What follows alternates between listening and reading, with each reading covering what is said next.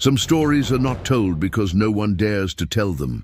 Some truths are not taught because the mere whisper of them unsettles the order, challenges logic, and disturbs even the most hardened skeptics.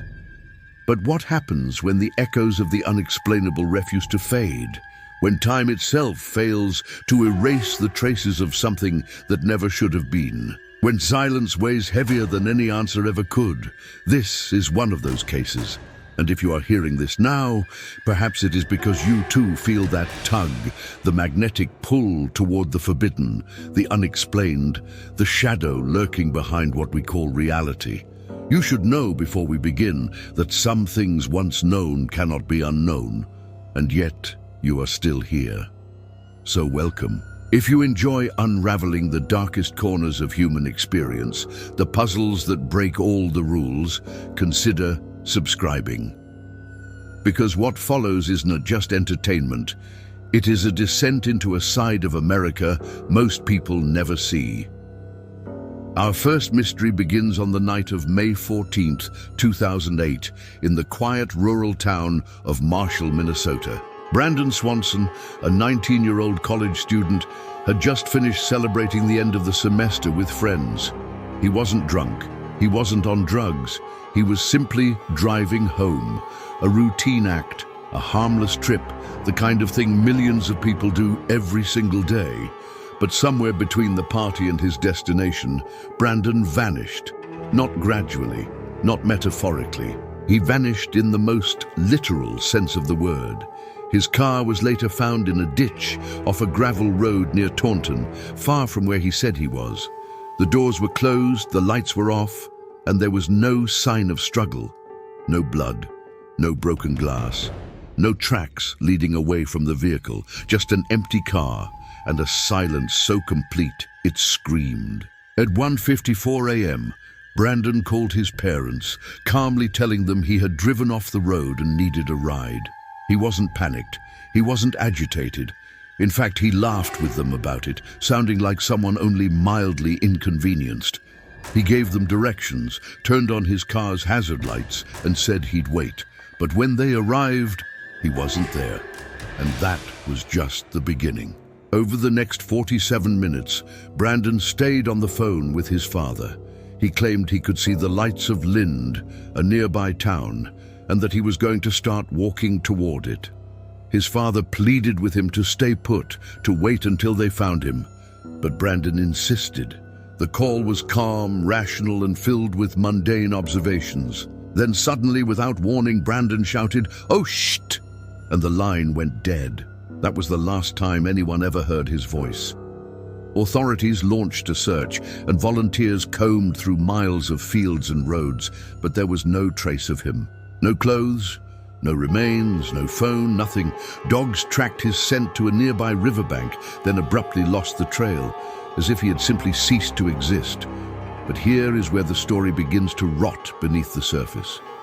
Because in the days that followed, investigators found inconsistencies. Brandon had told his parents he was near Lind, but his car was found nearly 25 miles away. That's not a small error. That's not the kind of mistake you make while looking at landmarks. That's not even the kind of mistake you make while intoxicated. It is the kind of mistake that feels impossible. Some have suggested he was disoriented. Others believe he fell into the Yellow Medicine River and drowned. But the river was searched thoroughly. No body, no clothing, not even a shoe.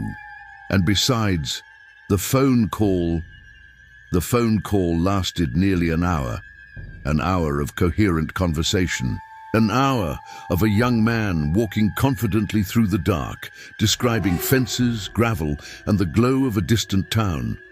Some theorize that Brandon faked his own disappearance, but there was no motive, no signs of financial withdrawal, no second life. And what teenager fakes a disappearance by voluntarily walking into the cold rural night, leaving no trace and never contacting anyone ever again, not even anonymously? Others whisper darker theories. Abduction, something sinister waiting in the fields, something not entirely human, something not bound by our understanding of movement, of place, of death. Because in the years since his disappearance, several residents in the area have reported strange sightings, flickering lights in the woods, sudden drops in temperature, a figure walking along the road in silence before vanishing into thin air. Of course, that could be the weight of guilt, or the mind's attempt to stitch reason into a fabric torn by fear. But what if it isn't? What if something found Brandon that night? Something that did not leave a mark because it doesn't leave marks. Something that understands our curiosity and feeds on it. In native Dakota folklore, there are stories of beings that mimic human form and voice, creatures that lure the living into the wilderness and steal them from this world without a trace. Some believe these are spirits, others call them skinwalkers, and some think they are simply watchers, silent, ancient, and impossibly patient. Whatever happened to Brandon Swanson, we are left with an unfinished sentence, a dropped call, and a mother who still leaves the porch light on every night in case her son walks back into the light. But what they discovered next was far worse. But here is where the story begins to rot beneath the surface. Because in the days that followed, investigators found inconsistencies that gnawed at the fabric of the timeline, details that didn't quite fit, and possibilities too disturbing to ignore. Despite Brandon's confident tone and the specific landmarks he claimed to see, GPS data and cell tower triangulation placed him nearly 25 miles away from where he said he was. How could he have been so wrong? Was it simply darkness and confusion, or something else? Those who retraced his possible path reported hearing strange sounds, like whispers carried on the wind, or distant footsteps when no one was there. Some even spoke of a presence, unseen but undeniable, lurking just beyond the trees, watching. The search teams initially dismissed it as exhaustion, but the feeling remained, a kind of metaphysical residue. And then came the dreams. One of the volunteer searchers, a retired firefighter named Dennis Harwood, reported recurring nightmares of Brandon calling to him from beneath the frozen earth, his voice muffled and calm, asking why no one had come sooner. When Harwood confided in others, he discovered he wasn't alone. Multiple volunteers described similar dreams, almost identical in tone and detail. Brandon was always serene, almost eerily peaceful, as if trapped in some in-between place, unable or unwilling to return. Some brushed it off as guilt, others weren't so sure. The psychic community began to take interest, and more than one medium claimed that Brandon was not lost, but taken. Taken by what exactly no one could explain. The terrain around the area is a strange hybrid of farmland and marsh, with a deep history of Native American burial grounds and unexplained disappearances dating back to the 1800s. Local legends speak of the Still People, figures who stand perfectly motionless at the edge of fields, seen only out of the corner of your eye. Some say they are protectors, others claim they are collectors. A local sheriff once dismissed these stories as cornfield nonsense, but privately admitted that something about the case felt wrong in a way I can describe. And then there's the phone. Brandon's phone, which never turned up, continued to ring for days after his disappearance. His parents would call it, and sometimes it would go straight to voicemail, but other times it would ring. Once it rang 5 times before cutting off. Experts say this should have been impossible if the phone was underwater or destroyed. It was as if the device existed in a liminal state, neither truly off nor reachable. As years passed, Brandon's case became a ghost in the system. Never closed, never solved, no remains, no evidence. Just a time-stamped moment of silence, forever echoing in digital logs. What makes this story so deeply unnerving is the absence of chaos. There was no scream, no crash, no trail of struggle. Brandon simply stepped into the night and was never seen again. It forces us to ask, how many other moments in our own lives teeter on that same invisible edge, What if one wrong turn, one forgotten landmark, is all it takes? Some theorize he fell into the river, but if that were true, why didn't search dogs find a stronger scent trail? Why didn't cadaver dogs detect remains? Why did experienced trackers feel so deeply unsettled while combing the area? And why did the dreams keep coming, year after year? His parents, too, began to speak of strange occurrences in their home. Lights flickering, cold spots in Brandon's old bedroom, and once, a song playing softly from a broken radio that hadn't worked in months. The song, Into the Mystic by Van Morrison, his favorite. They still don't know how it played. Sometimes the scariest thing isn't what we can prove, but what refuses to go away. As of today, Brandon Swanson's body has never been found. His case remains open. His parents still leave the porch light on. And the last thing he ever said, the final words left hanging in that endless night, was not a goodbye. It was a warning, a sudden realization that something was there, something unexpected, something watching. Oh, shit. Then, silence. But the mystery did not end there. Because not even 20 miles away, another disappearance occurred under almost identical circumstances. And this time, the victim didn't vanish alone. What they discovered next was far worse.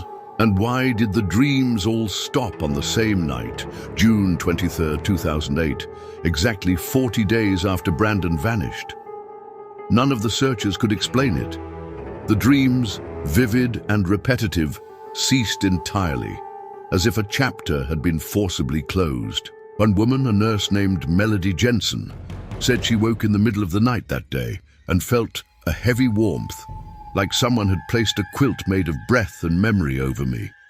And she knew, with a certainty she could not explain, that Brandon was no longer waiting. Whether that meant he had passed on or moved into some other realm of being, she did not know. And perhaps that is what haunts us most. Not the idea that he died, but that he never did.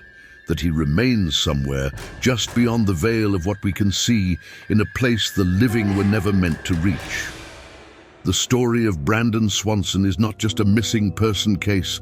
It is a mirror held up to the frailty of our understanding. A reminder that despite our satellites, our algorithms, our arrogance, there are still places in this world where logic dissolves like mist in the morning sun.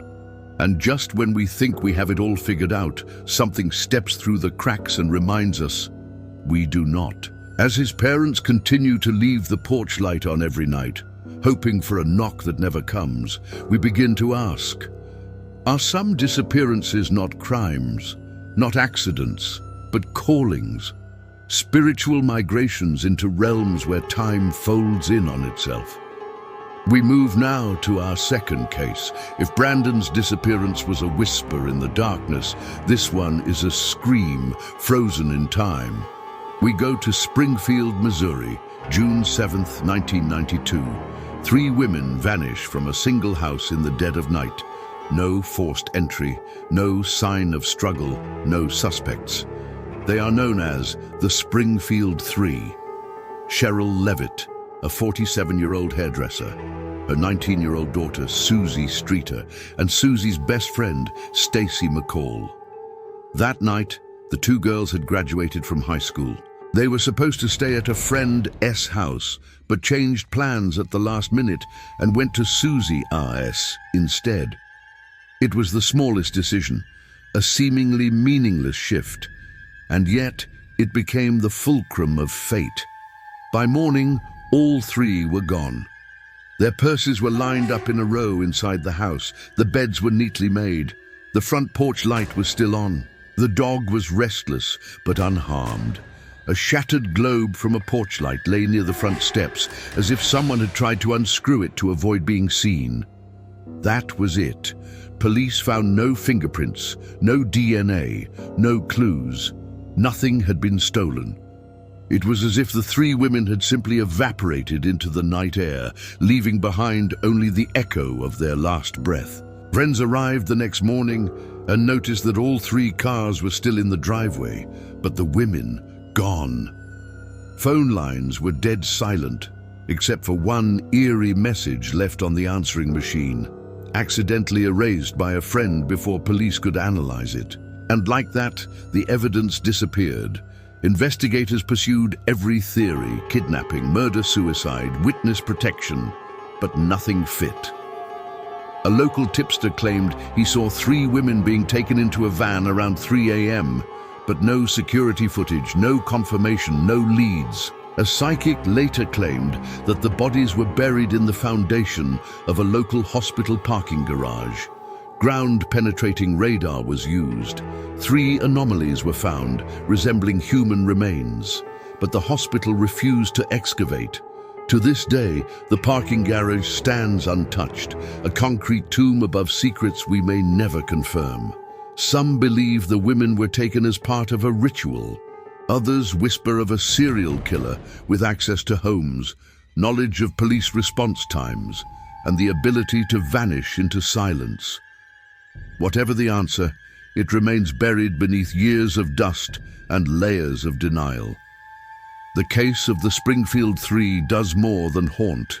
It corrodes. It infects every small-town illusion that home is safety, that doors and dogs and porches can protect us from the unimaginable. The truth is, sometimes evil does not knock. Sometimes it slips in when you are not looking. Sometimes it is already inside. When we return, we go to the woods of Vermont, where people vanish in broad daylight, one after another, in a place the locals call the Bennington Triangle. But be warned, this next one may follow you into your sleep. Investigators pursued every theory: kidnapping, robbery gone wrong, a stalker, even a crime of opportunity involving someone known to the victims. Yet no fingerprints were out of place, no doors had been forced, and no screams had been heard. And that is what chills the soul, the terrifying quiet of it all. There is something profoundly unsettling about silence that follows sudden absence. Years passed, leads went cold. The house where it happened has since been demolished, as if removing the location could somehow erase the horror. But you cannot demolish trauma. It lives in memories, in the unslept nights of the families who still whisper their names into the dark, hoping someone or something hears them. Rumors later emerged about a man named Robert Cox, a convicted kidnapper who claimed he knew what had happened to the Springfield 3, but said they would never be found. Police could never verify his claims. His words were like smoke, suggestive, fleeting, impossible to hold. Were they buried beneath Springfield, taken across state lines?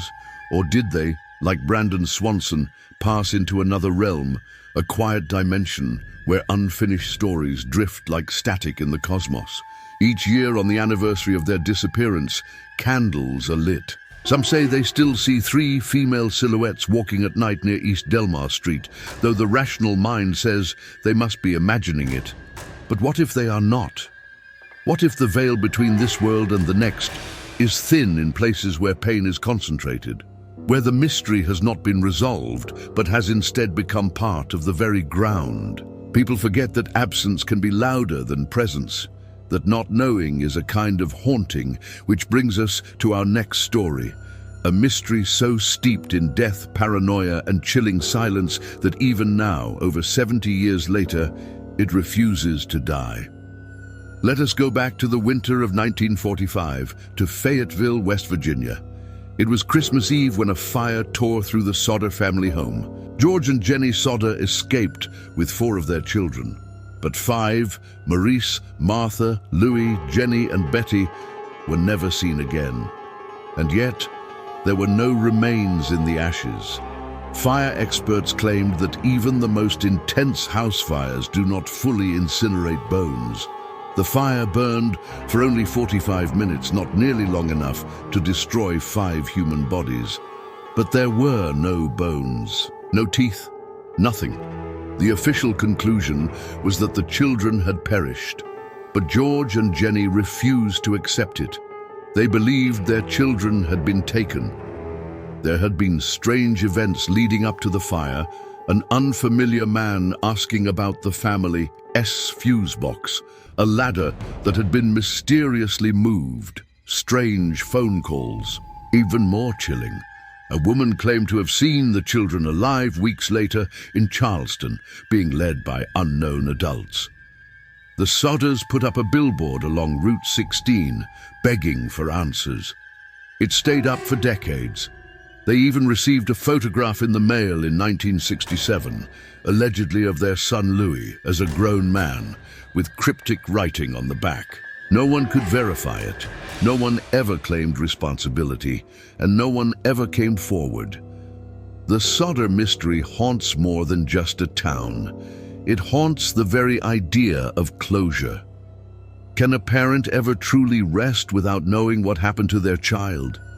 Is it worse to know they are gone, or to believe they might still be out there, living a life that was never meant to be theirs? And if someone did take them, where did they go? And more importantly, why? Sometimes it feels as though these stories are not isolated incidents, but chapters in a larger book that we are forbidden to read. And with each turn of the page, the ink grows darker. The questions become sharper. We start to see patterns in the chaos, vanishings in the night, missing evidence, authorities with no answers. But what if the patterns are not in the crimes, but in us? What if we are the ones being tested to see how long we can endure the unknown? If you have made it this far, you are beginning to understand the gravity of what we are discussing. These are not simply cases. They are portals, and behind each one lies a truth most are too afraid to face. Do not forget to subscribe.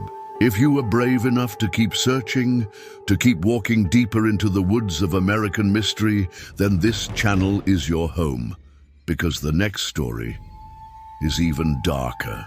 Deep in the dense forests of southwestern Vermont lies a place locals call the Bennington Triangle, a stretch of wilderness shadowed by disappearances that have baffled investigators for decades. Between 1945 and 1950, 5 people vanished in this remote region, each case marked by baffling similarities and a creeping sense of dread that has never lifted. The first to disappear was Paula Weldon, an 18-year-old college student who went for a hike on December 1st, 1945, on the Long Trail near Glastonbury Mountain, and simply vanished.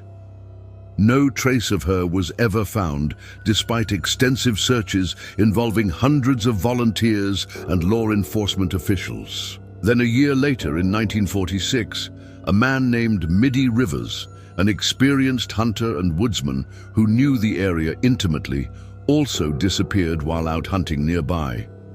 His body was never recovered, though his abandoned car was found at the edge of the forest, engine running and everything inside untouched. The next disappearances were 2 young boys, Paul Jepson in 1949 and Frida Langer, who also vanished without a trace. The last was a young man named Paul, who vanished while hunting in the same area. The pattern was unmistakable.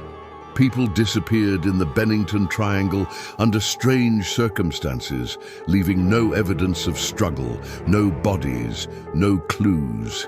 Some claimed to hear strange noises in the forest at night, whispers carried by the wind, unnatural lights flickering through the trees, or eerie footsteps that stopped abruptly.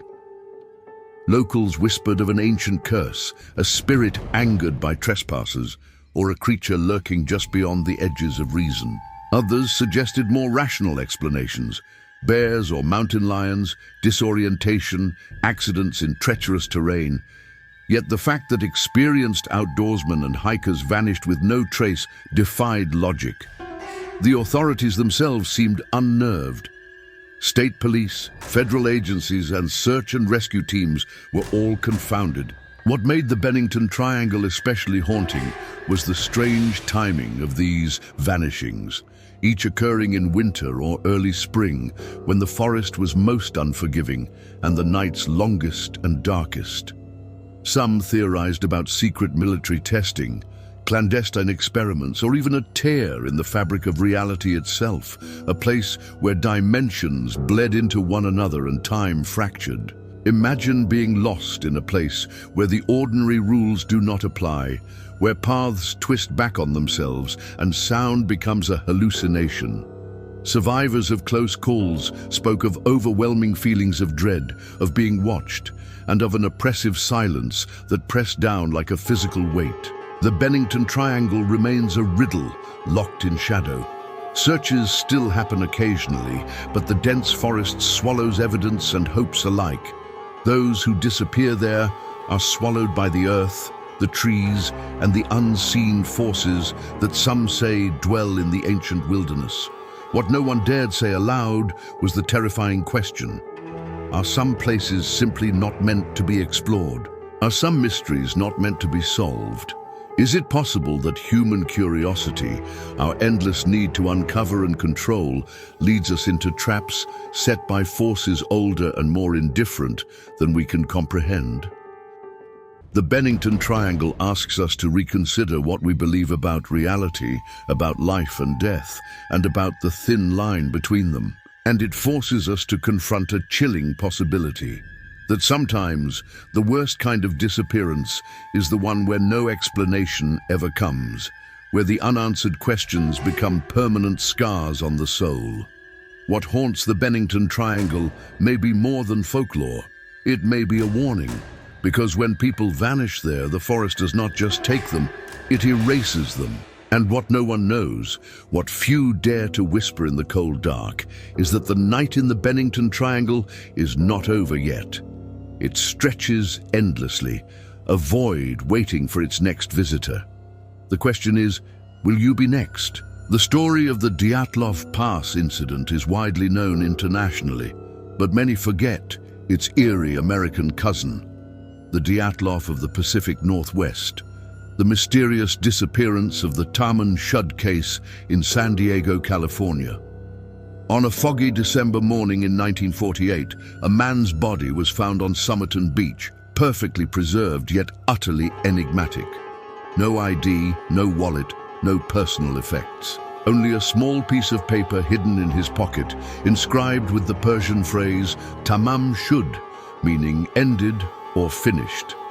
This phrase was torn from a rare book of poetry, the Rubaiyat of Omar Khayyam, which was later discovered in a locked car nearby, its last page ripped out.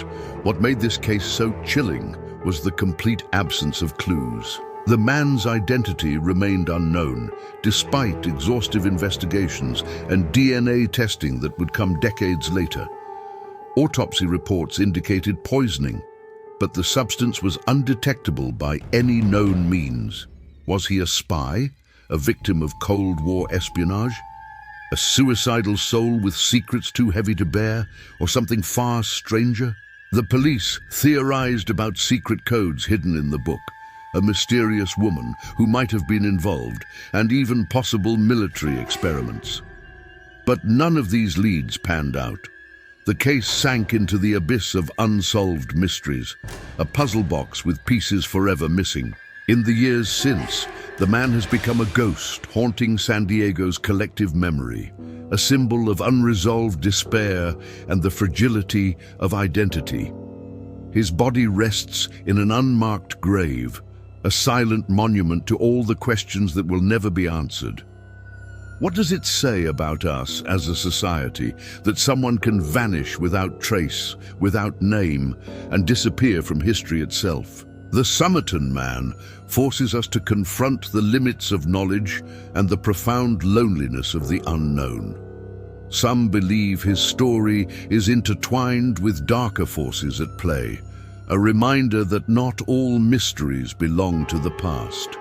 They are alive, breathing in the shadows of our cities, waiting to pull the curious down into their depths. But remember, this channel is your refuge in the darkness.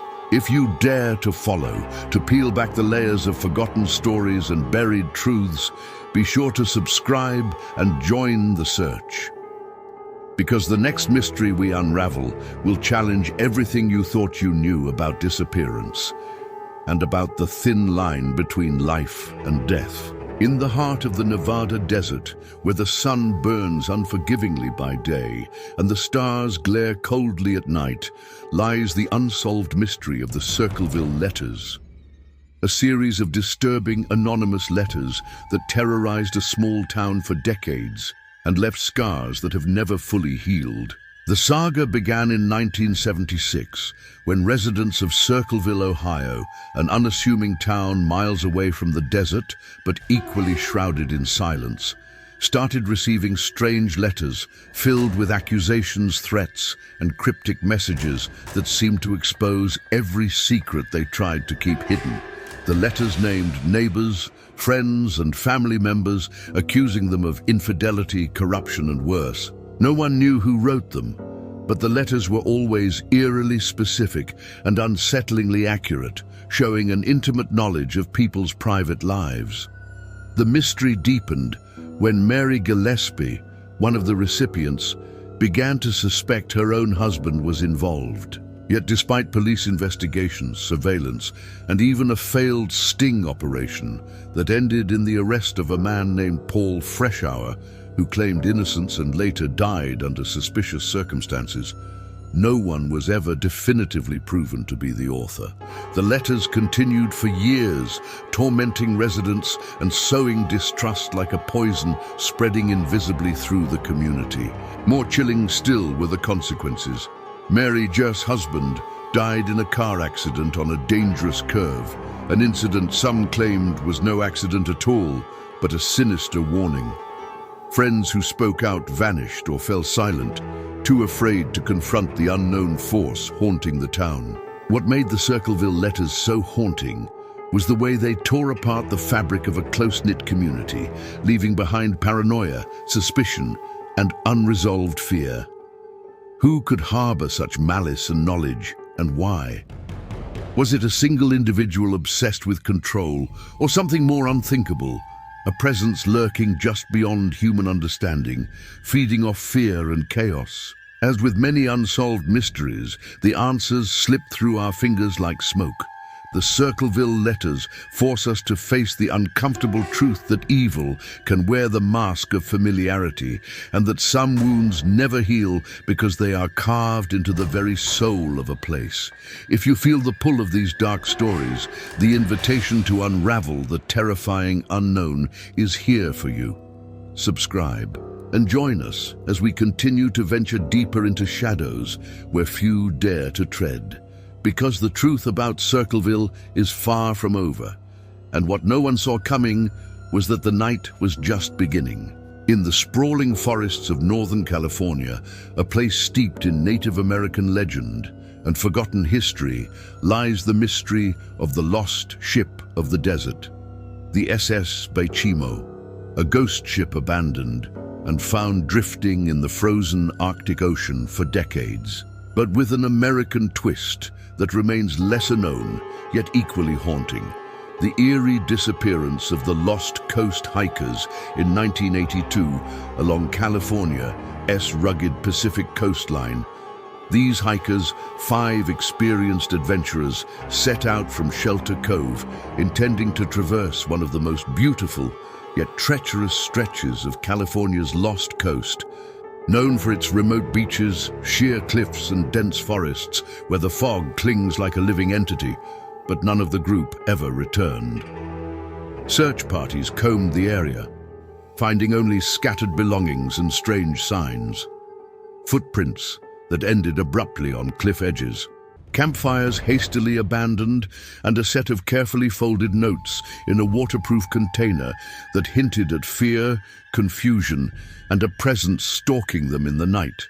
No bodies were ever found, and the official reports cited unknown causes, leaving families desperate and communities shaken. Rumors began swirling that something supernatural haunted the Lost Coast.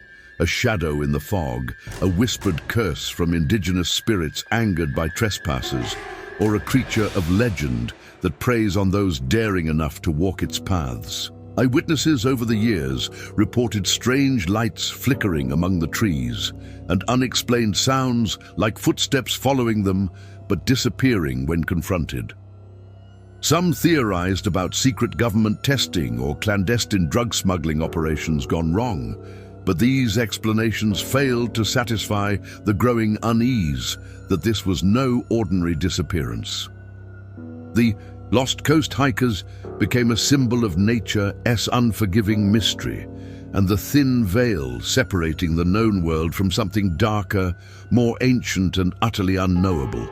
Their disappearance forces us to ask what it means to be lost, not just in the wilderness, but in the shadowed corners of reality where time and space bend.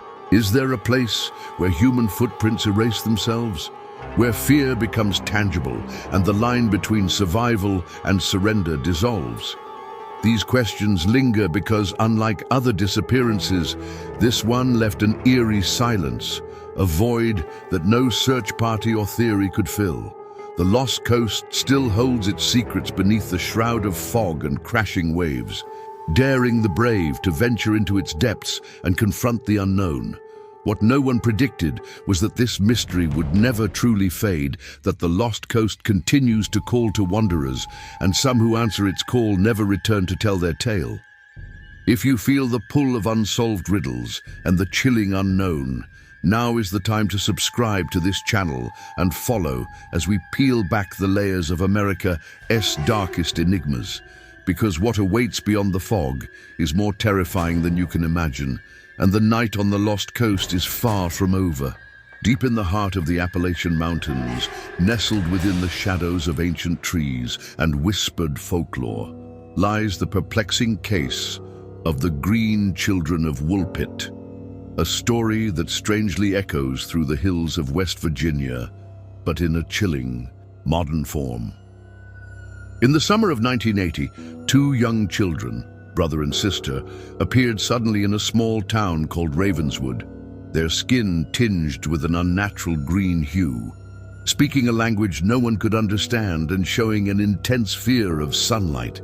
The townsfolk were baffled and frightened, unsure if these children were victims of some cruel experiment or refugees from a place that defied explanation.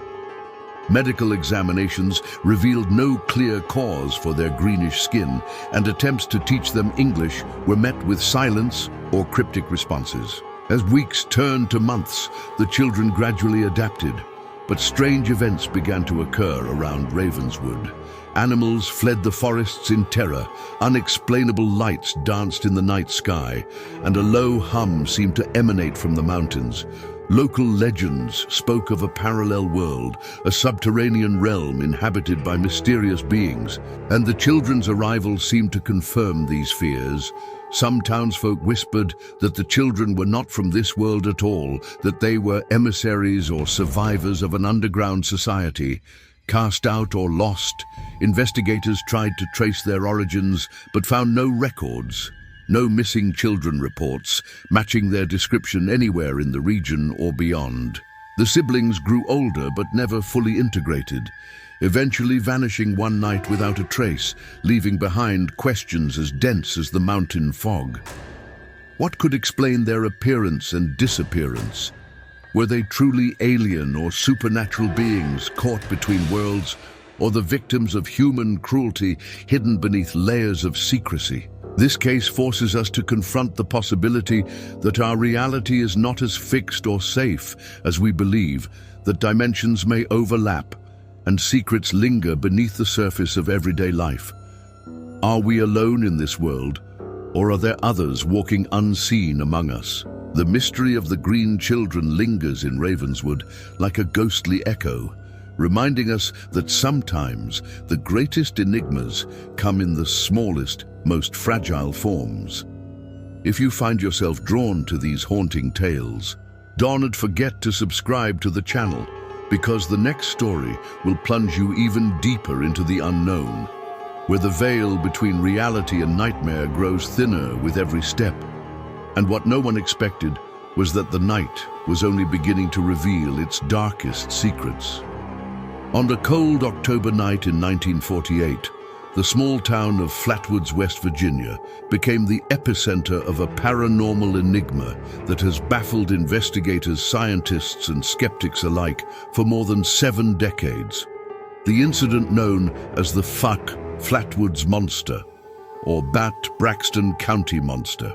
It began when a group of local boys witnessed a strange, bright object streak across the sky and crash somewhere nearby. Curiosity and fear led them, accompanied by a few adults, to the site where they encountered a horrifying figure unlike anything they had ever seen. Described as a towering humanoid shape with a spade-shaped head, glowing red eyes, and a body wrapped in a dark, flowing cloak that emitted a noxious, choking odor, the creature reportedly caused immediate physical symptoms: nausea, dizziness, and burning eyes. Despite numerous investigations, no concrete evidence of the creature was ever recovered, and the official reports only added to the mystery, leaving open the possibility of extraterrestrial visitation, a secret military experiment gone wrong, or something even more sinister rooted in local folklore and ancient legends of forest spirits. The incident sparked mass hysteria and countless eyewitness accounts in the surrounding areas, with some claiming that the monster continued to haunt the woods for weeks afterward. Over the years, the story has been dismissed by some as mass hysteria or misidentified owls and weather balloons, but the physical effects on the witnesses and consistent descriptions across multiple independent accounts resist easy explanation. What makes the Flatwoods Monster so chilling is not just its strange appearance or the lasting impact on those who saw it, but the question of what lurks beyond the veil of our perception. What entities might be watching us from the shadows or the vast expanse of the cosmos, waiting, observing, perhaps even interfering? The incident forces us to confront deep philosophical questions about reality, fear and the unknown, what is truly real when our senses betray us, and what lies in the spaces between belief and doubt. If the dark pulls you in, if the thirst for answers burns inside, subscribe now to walk with us through these mysteries that defy logic and reason, because the night in Flatwoods was only the beginning, and what no one could have guessed was that the true horror was yet to come. The small town of Dover, Massachusetts, might seem unremarkable to the untrained eye, but in the summer of 1977, it became the backdrop for a terrifying enigma that still haunts the memories of those who lived through it. The Dover Demon.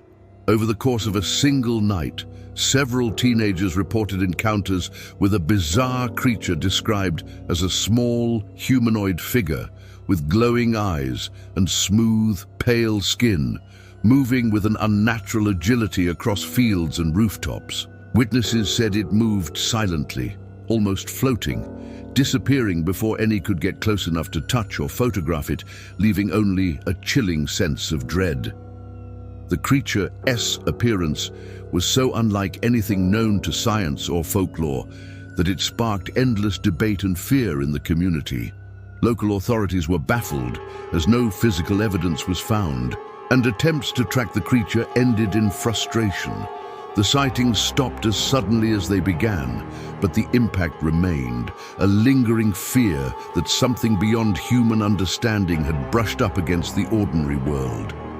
Some speculated the Dover Demon was a juvenile alien, a lost spirit, or a cryptid from another dimension, while others feared it was a warning, a reminder that the universe holds dark corners we are not meant to explore.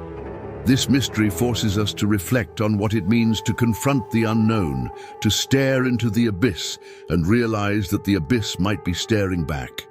How does one reconcile the tangible world we live in with shadows that move just beyond our reach, beings that exist in whispers and fleeting glimpses? The Dover Demon reminds us that the greatest horrors are not always loud or violent, but the quiet, unexplained moments that rattle the foundation of reality.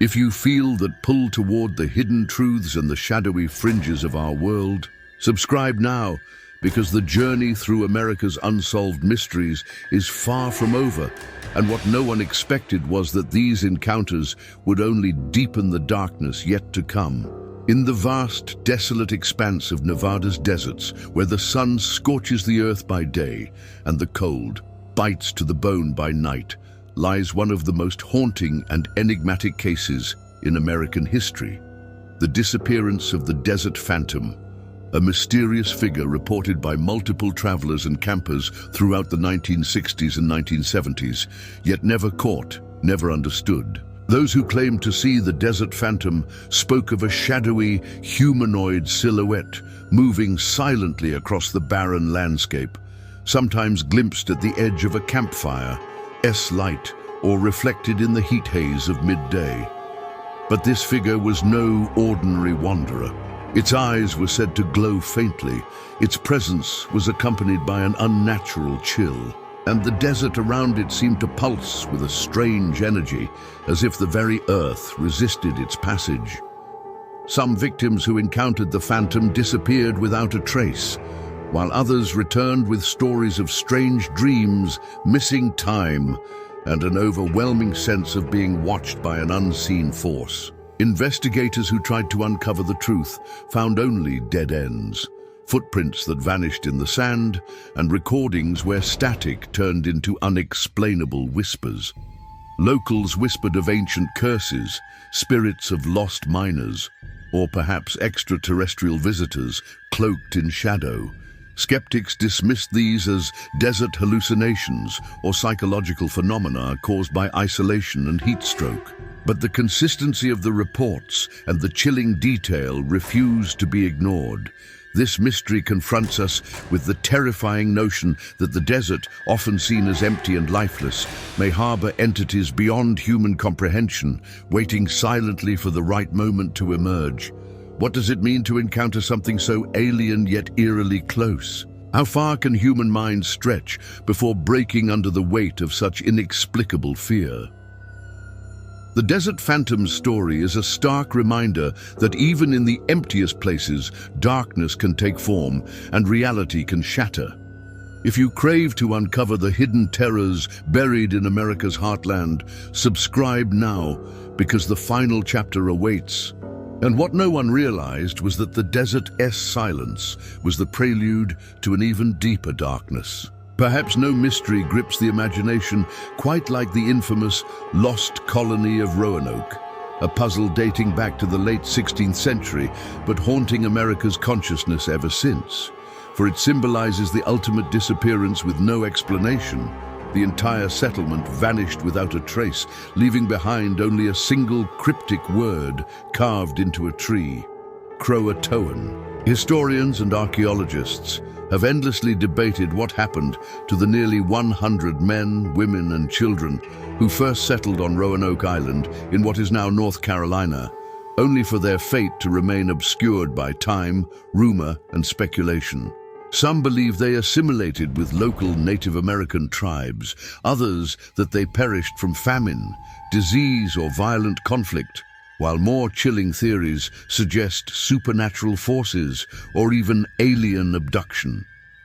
The mystery of Roanoke strikes at something primal in us all: the fear of abandonment, the dread of being erased from existence without reason or justice. What does it mean for a community to vanish so completely that history can only whisper their names, leaving us to grapple with endless questions? Was their disappearance a warning from beyond, a punishment, or an unsolved riddle meant to remind us of the fragility of civilization itself? Over the centuries, cryptic messages, unexplained artifacts, and strange sightings have kept the legend alive, fueling countless investigations and expeditions. Yet the truth remains elusive, buried beneath layers of myth and time.